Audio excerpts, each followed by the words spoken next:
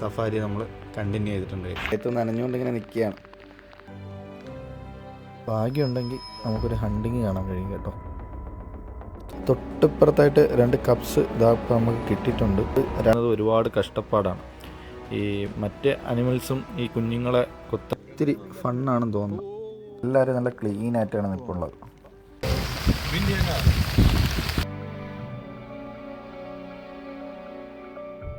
ഇതിനകത്ത് ആഫ്രിക്കൻസായ ട്രൈബൽസ് ഉണ്ട്. കാണുമ്പോൾ തന്നെ അറിയാൻ പറ്റും മഴയുടെ ഫോഴ്സ് എത്രത്തോളം ആണെന്ന്. ലാസ്റ്റ് ഗൈഡെല്ലാം പറഞ്ഞതുപോലെ തന്നെ നമ്മൾ പെട്ടിട്ടുണ്ട്. എൻ്റെ യാത്രകളിൽ എനിക്ക് ഏറ്റവും പ്രിയപ്പെട്ട യാത്രയായിരുന്നു ഇത്. ഷഹനാസ് വൈൽഡ് ലൈഫ് സ്റ്റോറീസിൻ്റെയും വൈൽഡ് ലൈഫ് ഫോട്ടോഗ്രാഫിയുടെയും മറ്റൊരു വീഡിയോയിലേക്ക് എല്ലാവർക്കും സ്വാഗതം. നമ്മുടെ ഇന്നത്തെ വീഡിയോ ഗിർ ഫോറസ്റ്റിൻ്റെ 2ാമത്തെ എപ്പിസോഡാണ്. ഫസ്റ്റ് എപ്പിസോഡ് നമ്മുടെ യൂട്യൂബ് ചാനലിലുണ്ട്. കാണാത്തവർ ഉറപ്പായിട്ടും അത് കാണുക. മോർണിംഗ് സഫാരിയുടെ സ്റ്റോറി ആയിരുന്നു നമ്മുടെ ഫസ്റ്റ് എപ്പിസോഡിൽ കാണിച്ചിരുന്നത്. എന്നാൽ ഈവനിങ് സഫാരിയുടെ സ്റ്റോറീസാണ് നമ്മളിപ്പോൾ പറയുന്നത്. ഒരുപാട് നമുക്ക് വ്യത്യസ്തമായ അനുഭവങ്ങൾ കിട്ടിയിരുന്ന ഒരു യാത്രയായിരുന്നു. മെയിനായിട്ട് പറയുന്നുണ്ടെങ്കിൽ മഴ തന്നെയായിരുന്നു. കാടിനുള്ളിൽ ആദ്യമായിട്ടാണ് ഇത്രയും വലിയൊരു മഴയൊക്കെ അനുഭവിച്ചുകൊണ്ടൊരു സഫാരി ചെയ്യുന്നത്. എന്തു പറയാനാ, സിംഹങ്ങളും മാനും എല്ലാം നമുക്ക് മഴയത്ത് കിട്ടണമെന്നുള്ള ഒരു ആഗ്രഹമായിട്ടാണ് ഞങ്ങൾ ഈ യാത്ര പോകുന്നത് തന്നെ. ഞങ്ങളുടെ യാത്ര തുടങ്ങുന്നതിന് മുന്നേ മഴ ഉണ്ടായിരുന്നു. അതുകൊണ്ട് എന്തായാലും നമുക്ക് ഉറപ്പായിരുന്നു മഴയില്ലാതെ ഈ യാത്ര ചെയ്യാൻ പറ്റില്ലെന്ന്. അപ്പോൾ എന്തായാലും ഞങ്ങളെ കൂട്ടത്തിൽ എല്ലാവരും ഈ പറഞ്ഞ പോലെ ആർക്കും മഴ നനയാനുള്ളൊരു മടിയില്ലായിരുന്നു. അപ്പോൾ നമ്മുടെ ഗൈഡ്സൊക്കെ ചോദിച്ചിട്ടുണ്ടായിരുന്നു, മഴയാണ് നിങ്ങൾക്ക് പോകാൻ പറ്റില്ല എന്നുണ്ടെങ്കിൽ സഫാരി ക്യാൻസൽ ചെയ്യാം. പക്ഷേ കേരളത്തിൽ നിന്നും നമ്മൾ ഇത്രയും ഒരുപാട് യാത്ര ചെയ്ത് ഇതുവരെ വന്നത് നമുക്ക് ഈ ഒരു സഫാരിക്ക് വേണ്ടിയിട്ടും നമുക്ക് ലയൺസിനെ കിട്ടാനും വേണ്ടിയിട്ടാണ്. സോ ഞങ്ങളാരും യാത്ര ഒഴിവാക്കാൻ നിന്നില്ല. എത്ര വലിയ മഴ ആയിട്ടും ഞങ്ങളെ സഫാരി നമ്മൾ കണ്ടിന്യൂ ചെയ്തിട്ടുണ്ട്.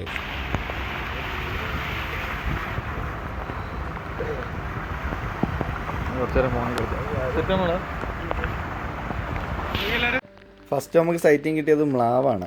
ഒന്നല്ല 2 ആൾക്കാരുണ്ട്. മഴയത്ത് നനഞ്ഞുകൊണ്ട് ഇങ്ങനെ നിൽക്കുകയാണ്. അപ്പോൾ ഈ യാത്രയിൽ നമുക്ക് ഏത് അനിമൽസിനെ കിട്ടിയാലും നല്ല ഫ്രെയിംസ് ആയിരിക്കും. കാരണം എല്ലാവരും ഇങ്ങനെ മഴയത്ത് നിൽക്കുന്ന ഒരു ഷോട്ടൊക്കെ നല്ല ഭംഗിയാണ്. അപ്പോൾ എന്ത് പറയാനാണ്, നമ്മുടെ ആഗ്രഹം, ഈ യാത്രയിലെ മെയിൻ ആഗ്രഹം എന്ന് പറയുന്നത് ഒരു ലയണ് മഴയത്ത് ഇങ്ങനെ സടകുടയുന്ന ഒരു സീനില്ലേ, അത് കിട്ടണമെന്നാണ് ആഗ്രഹം. പക്ഷേ കിട്ടുമെന്ന് നമുക്ക് നോക്കാം. യാത്ര മുന്നോട്ട് പോകുന്തോറും മഴയുടെ ഫോഴ്സൊക്കെ ചെറിയ രീതിയിൽ കുറഞ്ഞിട്ടുണ്ട്. കാട്ടിൽ മഴ കാണാനും നമുക്ക് നനയാനൊക്കെ നല്ല രസമുണ്ട്. പക്ഷേ ക്യാമറ നമുക്ക് ഉപയോഗിക്കാൻ ഇത്തിരി പാടാണ് ഈ മഴയത്ത്. ഓൾറെഡി നമ്മൾ മാക്സിമം ക്യാമറ പ്രൊട്ടക്റ്റ് ചെയ്തിട്ടുണ്ട്, കവറിങ് ഒക്കെ ചെയ്തിട്ടുണ്ട്. എങ്കിലും കാറ്റും നല്ല മഴയുള്ളതുകൊണ്ട് ഇത് ലെൻസിലോട്ടൊക്കെ വെള്ളം വീഴുന്നുണ്ട്. അപ്പോൾ അതുകൊണ്ട് നമുക്ക് മാക്സിമം ക്യാമറ വെച്ച് ഷൂട്ട് ചെയ്യുന്നത് ഇത്തിരി റിസ്ക് ഉണ്ട്. അപ്പോൾ മഴ കുറഞ്ഞ് നിൽക്കുന്നത് ആണ് നല്ലത്. ആ കൂട്ടത്തിൽ ആ ഒരു മാൻ മാത്രം ഞങ്ങളെ തന്നെ ഇങ്ങനെ നോക്കിക്കൊണ്ടിരിക്കുന്നു. ഞങ്ങളെല്ലാവരും കൂടെ ക്യാമറ എടുത്ത് വെച്ച് പിടിക്കുന്നത് ആൾ നേരെ കാണുന്നുണ്ട്. അതുകൊണ്ടാണ് ഞങ്ങളെ തന്നെ ശ്രദ്ധിച്ച് നോക്കിക്കൊണ്ടിരുന്നത്. കുറച്ചു നേരം അവരെ നോക്കി നിന്നിട്ട് ഞങ്ങൾ വീണ്ടും മുന്നോട്ട് പോയി.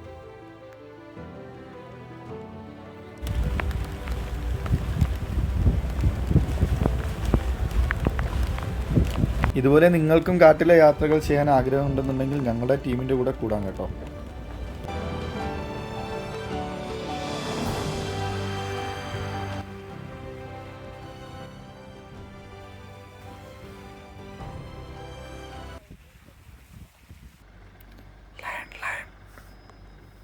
ആള് എന്തിനെയോ നോക്കി നിൽക്കുകയാണ്. ഇര പിടിക്കാനുള്ള ശ്രമമാണ്. ഭാഗ്യമുണ്ടെങ്കിൽ നമുക്കൊരു ഹണ്ടിങ് കാണാൻ കഴിയും കേട്ടോ. തൊട്ട് താഴെയായിട്ട് ആരോ നിൽപ്പുണ്ട്. മാനോ മ്ലാവോ എന്തോ ആവാനാണ് ചാൻസ്. നല്ല രീതിയിൽ ആൾ നിരീക്ഷിക്കുന്നുണ്ട്. ഒരു ഹണ്ടിങ് ഉറപ്പായിട്ടും ഉണ്ടാവാനാണ് ചാൻസ്. അപ്പോൾ നമുക്ക് താഴെ ആരുള്ളതെന്ന് കാണാനൊന്നും കഴിയുന്നില്ല. ലൈൻ്റെ അടുത്ത് കപ്സ് ഉണ്ട്. അപ്പോൾ അതിൻ്റേതായ ഒരു അലേർട്ടായിട്ടാണ് ആൾ നിൽപ്പുള്ളത്. കപ്സ് നമുക്ക് കണ്ടുകൂടാ. വണ്ടി അല്പം മുന്നോട്ട് പോയാലേ കാണാൻ കഴിയുള്ളൂ. ലൈന് കാടിനുള്ളിലോട്ടാണ് കയറി പോയിരിക്കുന്നത്. നമുക്കെന്തായാലും ക്യാമറയിൽ ആ പറഞ്ഞ കാര്യങ്ങളൊന്നും കിട്ടില്ല. ഉള്ളിലോട്ട് കയറി പോയൊക്കെയാണ്. തൊട്ടിപ്പുറത്തായിട്ട് 2 കപ്സ് ഇതാ ഇപ്പം നമുക്ക് കിട്ടിയിട്ടുണ്ട്. 2 ആൾക്കാരാണ് ഉള്ളത്. പക്ഷെ ഇവരെ ഒന്നും അറിഞ്ഞിട്ടില്ല കേട്ടോ. ഇവിടെ നടക്കുന്നതൊന്നും ഇവരെ അറിയുന്നില്ല. ഇവർ കളിച്ചുകൊണ്ടിരിക്കുകയാണ്. നമ്മുടെ അമ്മ സിംഹം തിരിച്ചു വന്നിട്ടുണ്ട്. അണ്ട് നടന്ന ശ്രമമൊന്നും കാണുന്നില്ല. പിന്നെ തീരെ കപ്സ് ആയതുകൊണ്ടാണ് ലയണ് അതേപോലെ കപ്സിനെ ഒറ്റയ്ക്കിട്ടിട്ട് ദൂരോട്ടൊന്നും പോയില്ല. അതുകൊണ്ടാണ് ആൾ പെട്ടെന്ന് തിരിച്ച് അടുത്തോട്ട് വന്നത്. അവരെ ആ ഒരു ഇത് കണ്ടില്ലേ, കപ്സും അമ്മയുമായിട്ടുള്ള ആ ഒരു ബോണ്ട്. കുഞ്ഞു കപ്സുകളായതുകൊണ്ട് ലയണ് ദൂരോട്ടൊന്നും പോയിട്ടില്ല, പെട്ടെന്ന് തിരിച്ചിവിടെ തന്നെ വന്നിട്ടുണ്ട്. കാരണം കുട്ടികൾക്ക് നേരെ ഇങ്ങോട്ടും അറ്റാക്കിങ് നടക്കാനുള്ള ചാൻസ് വളരെ കൂടുതലാണ്.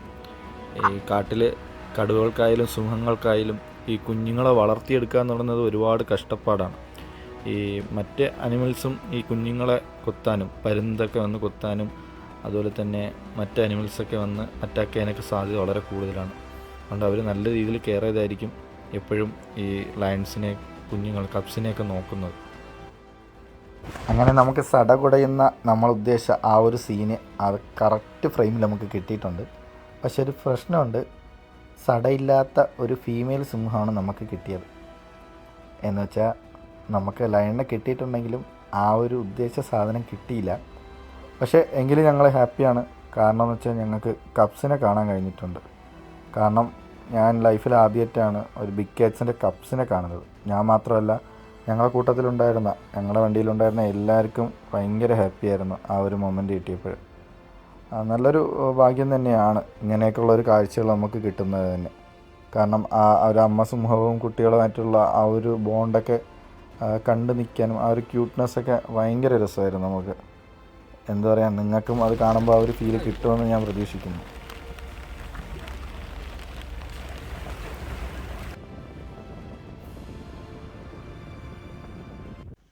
കുളിച്ച് ഫ്രഷായിട്ട് നിൽക്കുന്ന ഒരു വൈൽഡ് ബോറിനെ ആദ്യമായിട്ടാണ് കാണുന്നത്.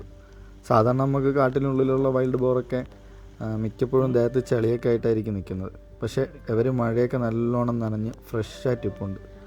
രണ്ടാളും ഇത്തിരി ഫണ്ണാണെന്ന് തോന്നുന്നു, ചാടി മറിയുന്നുണ്ട് നല്ലോണം.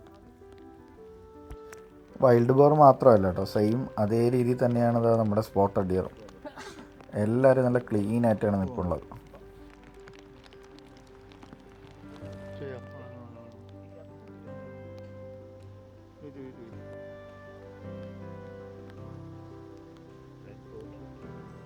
ഈ കാടിനുള്ളിൽ വ്യത്യസ്തമായിട്ട് കണ്ട മറ്റൊരു കാഴ്ചയാണ് ഈ മരം.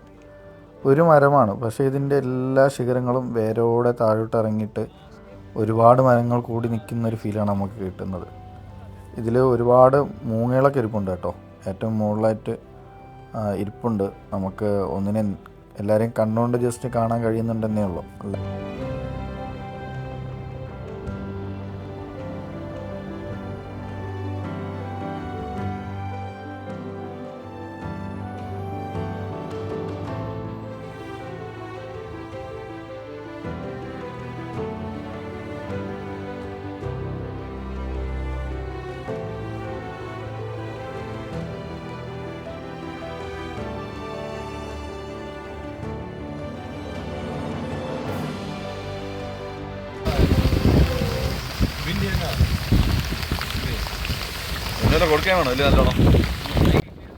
അങ്ങനെ കുറഞ്ഞു നിന്ന് മഴയൊക്കെ ശക്തമായിട്ട് വീണ്ടും പെയ്യാൻ തുടങ്ങി.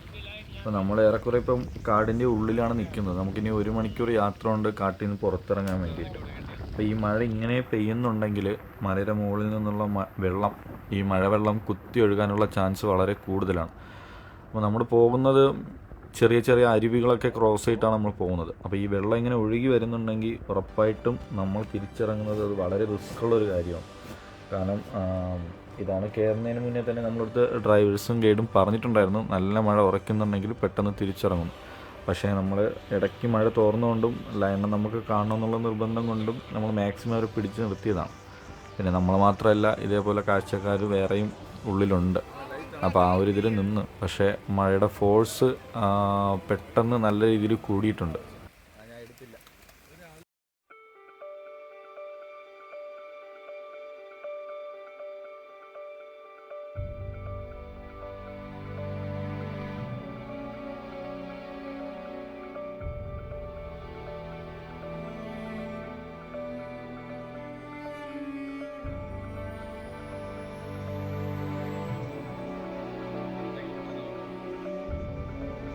ആ വെള്ളത്തിനപ്പുറത്ത് കാണുന്ന 2 പേര് നിൽക്കുന്നത് ട്രൈബൽസാണ്. അവർ നല്ല വെള്ളം ഉള്ളതുകൊണ്ട് അവരെ ഹെൽപ്പ് ചെയ്ത് ഇപ്പുറത്തോട്ടാക്കാൻ വേണ്ടിയിട്ടാണ് വിളിച്ചത്. പക്ഷേ നമുക്കും ഈ വെള്ളം ക്രോസ് ചെയ്ത് അപ്പുറത്ത് പോകാൻ കഴിയില്ല. കാരണം ചെറിയ ചെറിയ ചെക്ക് ഡാം പോലെയാണ് ഇത് കെട്ടി വെച്ചിരിക്കുന്നത്. ഈ വെള്ളം കുത്തിയൊഴുകുന്നതും അത് ഇടിയുന്നുണ്ട്. അപ്പോൾ നമുക്ക് ഡ്രൈവേഴ്സിനായാൽ പോലും അത് ഉള്ളിലുള്ള ഇടിച്ചിലൊന്നും കാണാൻ കഴിയില്ല. അപ്പോൾ അത് നല്ല റിസ്ക്കാണ്. അവരങ്ങോട്ട് പോയില്ല. അവർ വെള്ളം കുറഞ്ഞിട്ട് പയ്യെ പാസ് ചെയ്ത് ഇപ്പുറത്ത് വരും. ഇതുപോലെ പലയിടത്തായിട്ട് ആൾക്കാരിപ്പം നിൽപ്പുണ്ട്. അപ്പോൾ നമുക്ക് വേറെ ട്രാക്കിലോട്ട് നമ്മൾ തിരിഞ്ഞു പോയിരിക്കുകയാണ്. ഇവരെ പോലെ തന്നെ ഒരു 4000-ഓളം ട്രൈബൽസാണ് ഈ ഫോറസ്റ്റിനുള്ളിലുള്ളത് കേട്ടോ. ഇപ്പോൾ 2 വിഭാഗക്കാരുണ്ട്. എന്ന് വെച്ചാൽ ഒന്ന് നമ്മുടെ ഇന്ത്യക്കാരനാണ്, മറ്റൊന്ന് ഒരു വ്യത്യസ്തമായൊരു അറിവാണ്, ഇതിനകത്ത് ആഫ്രിക്കൻസായ ട്രൈബൽസ് ഉണ്ട്. അതെങ്ങനെ വന്നതെന്ന് കേട്ടാൽ പണ്ട് പോർച്ചുഗീസുകാർ ഇവരെ അടിമകളാക്കി ഇങ്ങോട്ട് കൊണ്ടുവന്നതെന്നാണ് പറയപ്പെടുന്നത്. അതേപോലെ തന്നെ ചിലർ പറയുന്നുണ്ട് അറബികളും അതേ രീതിയിൽ അവരെ അടിമകളാക്കി കൊണ്ടുവന്നിട്ടെന്നും പറയുന്നുണ്ട്. അങ്ങനെ 2 ആൾക്കാരും കൊണ്ടുവന്നെന്ന് പറയുന്നുണ്ട്. എന്തായാലും ആഫ്രിക്കൻസ് ഇതിനകത്തുണ്ട്. അവരിവിടെ ജോലി ചെയ്യുന്ന ആൾക്കാരുണ്ട് കേട്ടോ. ഈ ഗൈഡ്സും ഡ്രൈവേഴ്സായിട്ടും അവരും വർക്ക് ചെയ്യുന്നുണ്ട്. അപ്പോൾ നമ്മളെ വണ്ടിയിലുള്ളത് ഇന്ത്യക്കാർ തന്നെയാണ്. മറ്റു വണ്ടികളിലും അങ്ങനെയുള്ള ട്രൈബൽസായിട്ടുള്ള ആഫ്രിക്കൻസും ഉണ്ട് കേട്ടോ. നമ്മൾ പോകുന്ന വഴിയിലെല്ലാം വെള്ളം കയറി തുടങ്ങിയിട്ടുണ്ട്. നല്ല രീതിയിൽ വഴിയൊക്കെ മറഞ്ഞു തുടങ്ങിയിട്ടുണ്ട്. നമുക്ക് കാണുമ്പോൾ തന്നെ അറിയാൻ പറ്റും മഴയുടെ ഫോഴ്സ് എത്രത്തോളം ആണെന്ന്. ആൾക്കാരെല്ലാവരും ആ ഒരു ബുദ്ധിമുട്ടിലും പേടിയിലുമാണ് ഇരിക്കുന്നത്. നമ്മൾ ഈ കാണുന്നതൊക്കെ ചെറിയ ചെക്ക് ഡാം ആണെങ്കിലും പോകുന്ന വഴിക്ക് ഇത്തിരി വലിയ ഒരു ചെക്ക് ഡാമുണ്ട്. അപ്പോൾ അത് ക്രോസ് ചെയ്യുക എന്നുള്ളത് ഇത്തിരി റിസ്ക്കാണ്. കാരണം അത്രയും നല്ല ഫോഴ്സിൽ മുകളിൽ നിന്ന് വെള്ളം വരും എന്നാണ് അവർ പറയുന്നത്.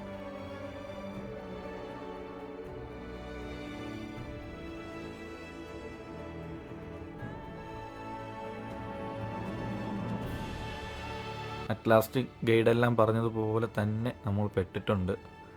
നല്ല രീതിയിൽ വെള്ളം കുത്തി ഒഴുകുന്നുണ്ട്. അതുകൊണ്ട് നമുക്ക് ഈ വെള്ളത്തിൽ കൂടെ ക്രോസ് ചെയ്ത് പോകാൻ പറ്റില്ല. അതുകൊണ്ട് അവരെല്ലാവരെയും ഇവിടെ വെയിറ്റ് ചെയ്ത് നിർത്തിച്ചിട്ടുണ്ട്. ഞങ്ങളൊരു 10-20 മിനിറ്റോളം ഇവിടെ വെയിറ്റ് ചെയ്തിട്ടുണ്ട്. കാരണം മഴ കുറഞ്ഞ് ആ ഒരു വെള്ളം മാക്സിമം ഒഴുക്കിൻ്റെ ഫോഴ്സ് കുറയാൻ വേണ്ടിയിട്ട്. കുറച്ച് നേരം വെയിറ്റ് ചെയ്ത് നിന്നിട്ടും മഴ തോർന്നിട്ട് വീണ്ടും ഉറയ്ക്കാൻ തുടങ്ങി. സോ ഇനി നിൽക്കുന്നത് വീണ്ടും വെള്ളം കൂടാനുള്ള ചാൻസ് കൂടുതലാണ്. സോ അവരവരുടെ മാക്സിമം എഫേർട്ട് ഇട്ടിട്ട് നമ്മളെ ഇതുവഴി ക്രോസ് ചെയ്ത് അക്കരയിൽ എത്തിച്ചിട്ടുണ്ട്. ഭയങ്കര എക്സ്പീരിയൻസ് ഉണ്ടായിരുന്ന ഒരു യാത്രയായിരുന്നു ഇത്. എന്തു പറയാനാ, ഭയങ്കര അഡ്വഞ്ചറും അതുപോലെ തന്നെ മെമ്മറബിളായിട്ടുള്ള ഒരു നിമിഷം തന്നെയാണ്.